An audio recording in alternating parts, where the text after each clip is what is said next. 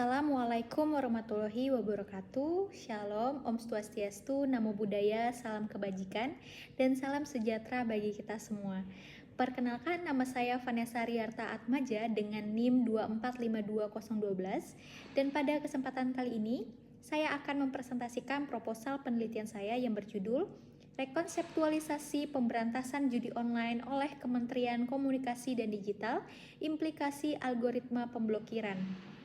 Adapun penelitian ini saya susun sebagai bagian dari tugas akhir mata kuliah Metodologi Penelitian yang diampu oleh Ibu Rina S. Sarullah, SH.MCL, PhD, di program Studi Magister Hukum Fakultas Hukum Universitas Internasional Batam tahun 2025.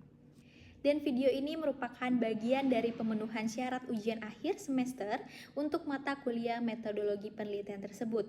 Semoga pembahasan yang saya sampaikan dapat memberikan gambaran yang jelas mengenai penelitian yang saya ajukan. Terima kasih atas perhatiannya dan selamat menyaksikan video ini. Latar belakang penelitian saya akan diawali dengan perbedaan antara dasolen, yaitu harapan yang seharusnya terjadi, dengan dasein, yaitu kenyataan atau fakta yang ada.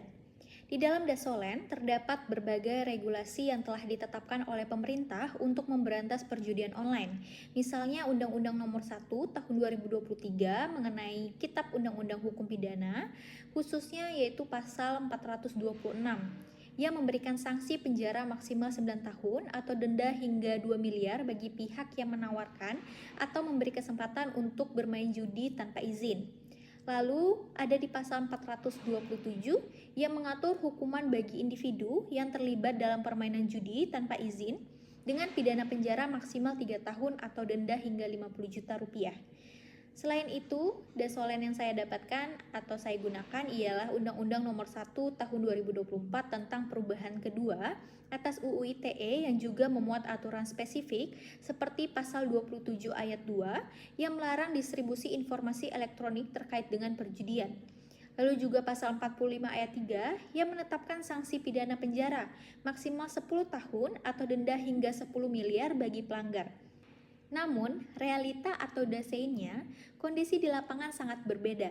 Menurut data dari Pusat Pelaporan dan Analisis Transaksi Keuangan atau PPATK, sekitar 2,37 juta penduduk Indonesia terlibat dalam perjudian online yang tidak dibatasi seperti perjudian fisik. Bahkan hingga tahun 2023, meskipun Kementerian Komunikasi dan Informatika telah memblokir lebih dari 800.000 situs web perjudian, banyak dari platform tersebut kembali muncul dalam waktu yang sangat singkat. Lebih parahnya lagi, PPATK mencatat sekitar 168 juta transaksi judi online dengan nilai total mencapai 327 triliun hanya dalam 1 tahun. Dana ini seringkali dialihkan ke luar negeri oleh operator sehingga sulit dilacak. Dampak perjudian online ini juga sangat serius, seperti yang diungkap oleh laporan Badan Pusat Statistik Indonesia dan Institut Psikologi Terapan Universitas Indonesia. Judi online menyebabkan peningkatan kasus kecanduan dan kerugian finansial parah di masyarakat. Selain itu, penelitian oleh UNICEF dan HPAT Indonesia menunjukkan bahwa platform ini secara langsung menargetkan remaja melalui iklan di media sosial, sehingga menimbulkan kekhawatiran baru terkait dengan generasi muda. Dari kesenjangan antara dasolen dan dasein inilah, maka penelitian ini akan menganalisis ulang strategi pemberantasan perjudian online, terutama terkait dengan implikasi algoritma pemblokiran yang digunakan oleh pemerintah. Selanjutnya, saya akan menjelaskan kerangka konseptual dari penelitian ini yang berfokus pada upaya rekonseptualisasi kebijakan terkait pemberantasan judi online di Indonesia. Kerangka konseptual ini dibangun atas 3 pilar utama. Yang pertama ialah mengenai rekonseptualisasi kebijakan, di mana rekonseptualisasi kebijakan ini berarti merumuskan ulang atau menyusun kembali strategi yang sudah ada agar lebih efektif dan sesuai dengan tantangan saat ini. Di dalam konteks ini, penelitian saya berupa untuk meninjau ulang pendekatan yang telah dilakukan oleh pemerintah, khususnya oleh Kementerian Komunikasi dan Digital dalam menangani perjudian online. Yang kedua ialah peran Komdigi di dalam pengawasan dan pemberantasan judi online, di mana sebagai institusi yang bertanggung jawab atas pengelolaan teknologi informasi ini, Komdigi akan memiliki peran kunci di dalam pengawasan dan pemberantasan judi online, di mana nanti di dalam penelitian ini akan saya jelaskan peran-perannya lebih lanjut. Dan yang ketiga ialah algoritma pemblokiran, prinsip dan mekanisme kerjanya seperti apa. Di mana bagian ini akan membahas mengenai teknologi yang digunakan di dalam pemblokiran situs judi online, yaitu algoritma pemblokiran. Nah, nanti di sini akan dijelaskan mengenai prinsip-prinsip apa saja dan bagaimana algoritma ini dapat bekerja. Selanjutnya, saya akan menjelaskan teori yang digunakan di dalam penelitian ini, yaitu teori cipta hukum yang dikemukakan oleh Gustav Reitbroch. Teori ini menjadi landasan konseptual penting karena sangat relevan dengan topik penelitian saya mengenai rekonseptualisasi kebijakan pemberantasan judi online. Teori cipta hukum dari Gustav Reitbroch menekankan pada 3 elemen utama di dalam hukum, yaitu yang pertama ialah keadilan, kemudian kemanfaatan, dan yang ketiga adalah kepastian hukum. Ketiga elemen ini akan menjadi alat analisis di dalam penelitian saya untuk mengevaluasi kebijakan yang diterapkan oleh Kementerian Komunikasi dan Digital atau Komdigi di dalam menangani perjudian online, dan berikut penjelasan atas kaitannya. Yang pertama ialah keadilan.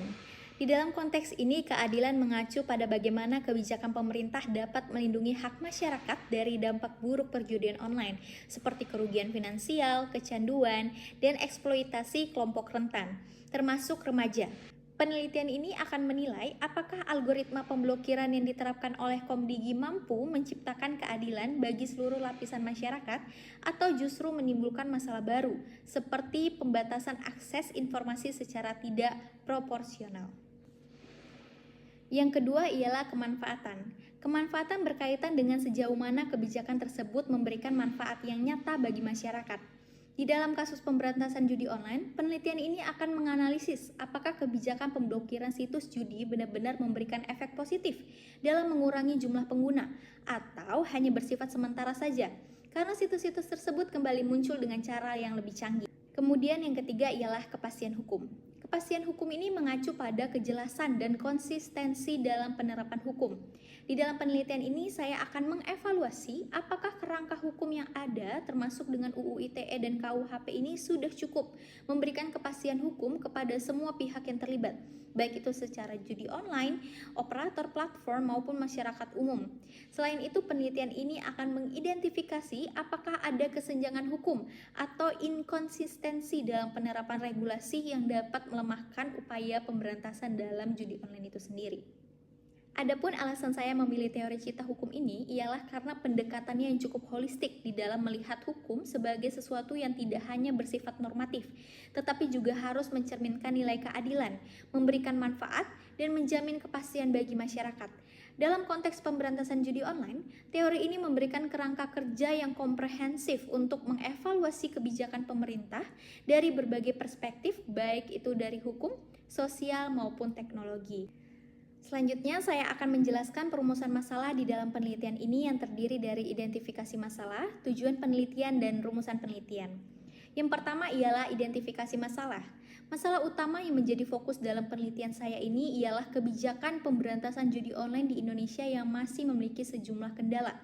Meskipun sudah ada langkah pemblokiran situs oleh Kementerian Komunikasi dan Digital, akses terhadap platform judi online masih tersedia. Hal ini terjadi karena kebijakan pemblokiran hanya terbatas pada situs web dan tidak mencakup alamat IP yang menjadi akses utama. Akibatnya, aktivitas perjudian online tetap berlangsung meskipun dilarang oleh Undang-Undang Informasi dan Transaksi Elektronik atau UU ITE. Lalu, penelitian ini bertujuan untuk menjawab 3 hal penting.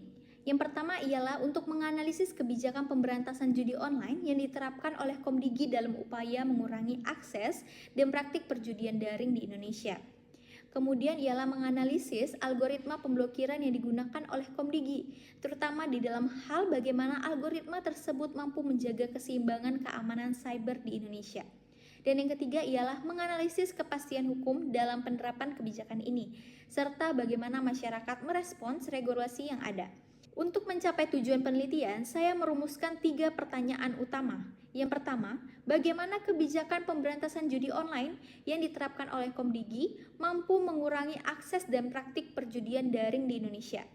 Yang kedua ialah bagaimana algoritma pemblokiran yang digunakan oleh Komdigi dapat menjaga keseimbangan keamanan cyber di tengah tantangan teknologi yang terus berkembang. Dan yang ketiga ialah bagaimana kepastian hukum dapat terjaga di dalam penerapan kebijakan ini dan bagaimana respons masyarakat terhadap regulasi yang diterapkan. Rumusan masalah ini akan menjadi panduan utama di dalam penelitian saya untuk mengidentifikasi solusi yang tidak hanya relevan dengan konteks Indonesia, tetapi juga memberikan kontribusi bagi pengembangan kebijakan berbasis teknologi dan hukum di era digital.